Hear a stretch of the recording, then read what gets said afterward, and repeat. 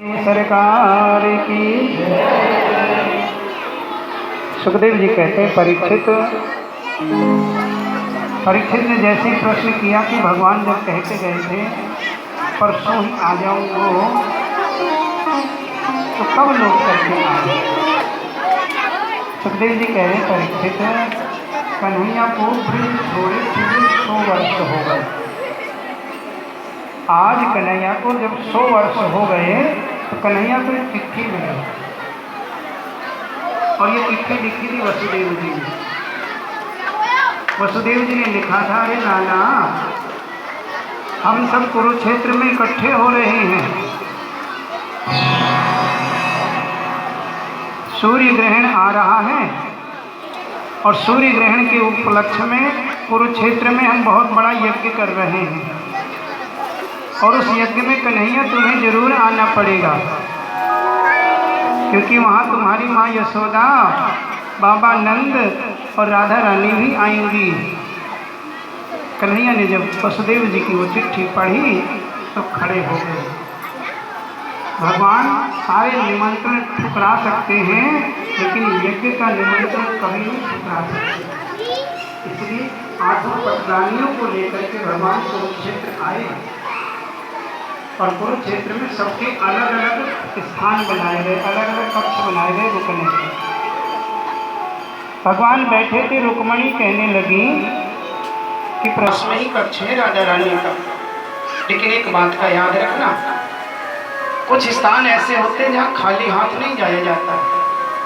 जैसे एक पिता अपनी बेटी के घर अगर मिलने जाए ना, खाली हाथ जाके खड़ा हो जाए तो कैसा लगेगा? चाहे फल ले जाए, कुछ भी ले जाए, कुछ लेके जाना चाहिए। एक भक्त भगवान के मंदिर में जाता है, खाली हाथ नहीं जाना चाहिए, चाहे फूल ही लेकर के जाए। और राधा रानी मेरी भगवान है, मेरी इष्ट है। राधा के पास जाओ ना तो खाली हाथ मत जाना।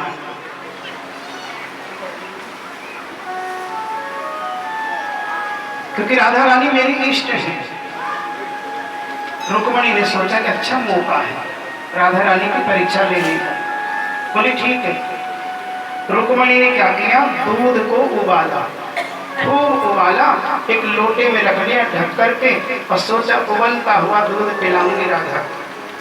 परीक्षा लेने चल पड़ी रुक्मणी और रानियों को साथ में लेकर के। जहाँ पे राधा रानी है ना, वहां तक पहुंचने के लिए 7 दरवाजे हैं। 7 द्वार पार करके राधा रानी से मिला जा सकता है। गोपी थी, उसके चरणों में लेट गई रुक्मणी। अरे राधा रानी, मैं कृष्ण की पटरानी रुक्मणी आपको प्रणाम करती हूँ। उस दासी ने झट से रुक्मणी को उठाया। अरे महारानी क्या कर रही हो? मैं राधा, अरे मैं तो राधा की दासियों की दासियों की दासियों की दासियों की दासी हूँ। राधा रानी तो अंदर है।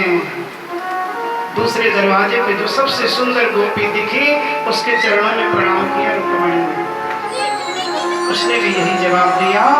रुक्मणी सोचने लगी, जिसकी दासियों की दासियां इतनी सुंदर हैं, वो राधा कितनी सुंदर होंगी। 7 दरवाजों पे माथा टेका रुक्मणी ने और जब अंदर गई, सामने राधा रानी को देखा। दिव्य रूप, चमकता हुआ चेहरा, आंखों से कृष्ण नाम का नीर बह रहा था, कृष्ण नाम के आंसू बह रहे थे। रुक्मणी ने प्रणाम किया। अरे राधा रानी, मैं कृष्ण की पटरानी रुक्मणी आपको प्रणाम करती हूँ। राधा रानी कुछ नहीं बोली, सिर्फ गर्दन हिलाई। फिर रुक्मणी ने कहा, अरे राधा रानी, हम आपके लिए कुछ लेके आए हैं, ये पी लो। दूध है, थोड़ा सा पी लो आप। राधा रानी ने कहा, दूध पी लो? अरे जब से वो छोड़ के गया है ना, तब से एक घूंट पानी नहीं पिया, तो दूध कैसे पी लूं आज? रुक्मणी ने सोचा, हमारी राधा 100 वर्ष हो गए कन्हैया से दूर हुए, पानी तक नहीं पिया उसके प्रेम में। फिर कहा रुक्मणी ने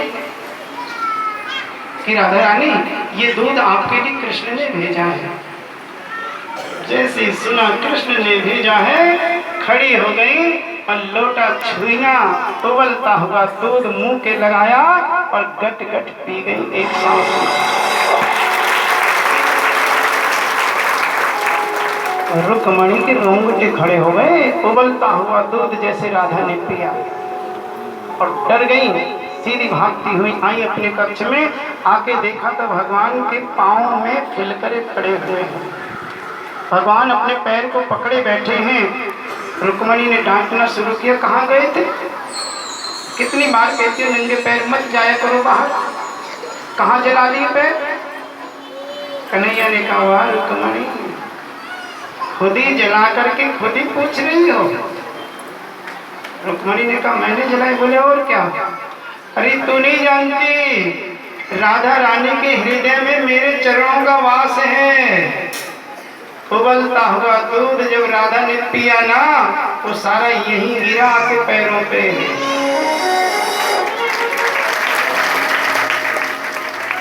राधा कृष्ण स्नेही एक प्राण दो देही। शरीर दो दिखते हैं लेकिन प्राण तो एक ही है। राधा रानी कितनी दयालु, मैं आपको बताऊं। एक सत्य कथा वृंदावन